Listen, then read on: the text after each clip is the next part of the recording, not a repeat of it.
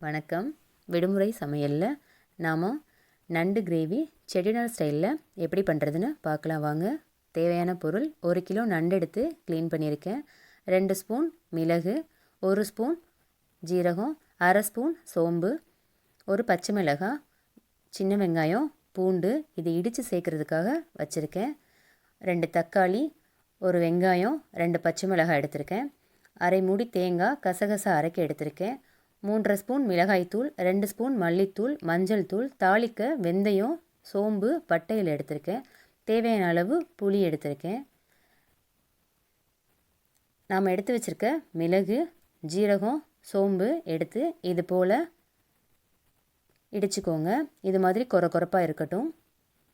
அது கூட பச்சை மிளகாய், வெங்காயம், பூண்டு எடுத்து இடிச்சுக்கோங்க. இது போல் 1-2 இடிச்சுக்கோங்க. தேங்காய் கசகசா சேர்த்து அடிச்சுக்கோங்க.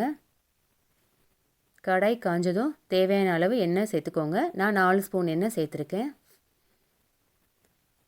எண்ணெய் காஞ்சதும் வெந்தயம், சோம்பு, பட்டை, இலை போட்டு தாளிச்சுக்கோங்க.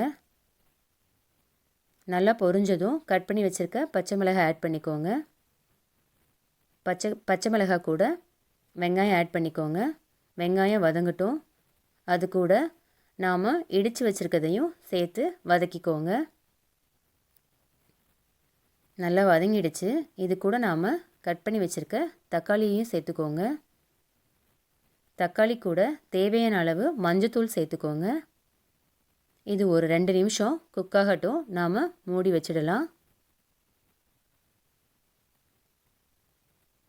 குக் ஆகிடுச்சு. இப்போது இது கூட நாம் க்ளீன் பண்ணி வச்சுருக்க நண்டை சேர்த்து நல்லா கிளறி விட்டுறலாம். மசாலா நண்டில் நல்லா படுற அளவுக்கு கிளறி விட்டுக்கோங்க.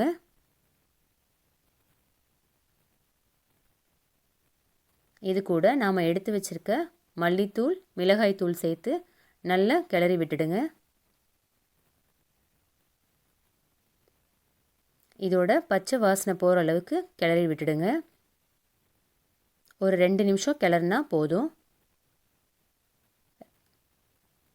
பச்சை வாசனை போயிடுச்சு. இப்போது இது கூட நண்டு வேகிற அளவுக்கு தண்ணி சேர்த்துக்கோங்க. கிரேவிக்கு தேவையான உப்பு சேர்த்துக்கோங்க. இந்த சமயத்தில் இதை மூடிடுங்க. ஒரு 5 மினிட்ஸ் குக் ஆகட்டும். அதுக்கு தேவையான மல்லித்தழை போய் பறிச்சிக்கலாம்.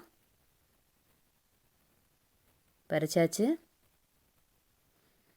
5 மினிட்ஸ் ஆயிடுச்சு. இப்போ நாம் கரைச்சி வச்சுருக்க புளித்தண்ணியை சேர்த்துக்கலாம். ஒரு 5 மினிட்ஸ் நல்லா குக் ஆகட்டும். பாருங்கள் எப்படி ஆயிருக்குன்ட்டு. இது கூட இப்போது நாம் அரைச்சி வச்சுருக்க தேங்காயும் சேர்த்துக்கலாம். தேங்காய் சேர்த்துட்டு ஒரு கிளறி விட்டுட்டு ஒரு 5 மினிட்ஸ் மூடி வச்சிட்டிங்கன்னா போதும். நண்டு கிரேவி ரெடி ஆகிடும்.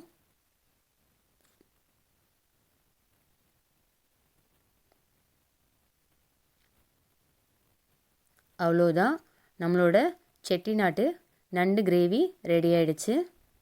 பாருங்கள், பார்க்கவே எவ்வளோ சூப்பராக இருக்குது. நாம் பறித்து வச்ச மல்லித்தழை தூவி பரிமாறிடலாம். கண்டிப்பாக இது போல் நீங்கள் ட்ரை பண்ணுங்கள்.